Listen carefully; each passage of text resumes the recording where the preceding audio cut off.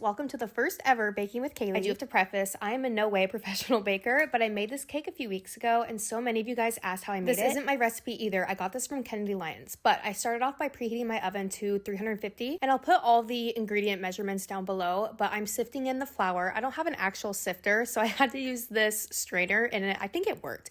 And then the baking powder and salt, and then I whisked that up, and then I grabbed 3 large lemons. You're supposed to zest them. I don't have the actual little hand zester, so I used this grater. I think it worked. Pretty much throughout baking this, I discovered I need a lot of kitchen tools that I don't currently have. But after getting all the lemon zest, I cut them all in half to juice them, and I put all the juice into this bowl and set aside. In a separate bowl, I'm mixing whole milk, some of the lemon juice, and then also vanilla extract, and whisking all that together and then setting aside for later. Now it's time to start getting everything combined, so I grab my mixer and my unsalted butter. It's important that it's room temp, so I left these out for a little bit. And I added the sugar and also the lemon zest from earlier, and I just started stirring this. It would often get caught in the little mixer thing, so I would stop it and kind of peel it out a little bit. Once that's all creamed together, it's time to add in the eggs. These are also supposed to be room temp, and I was adding them in one by one, so I let the mixer running and I would just crack an egg, drop it in. Then you alternate adding in the milk mixture and the flour mixture, and for some reason you're supposed to end with the flour mixture. Oh, and I also added flour to my blueberries so that they don't sink to the bottom of the batter. So once everything was all mixed together, I was folding in the blueberries, and then I put some Pam and also flour on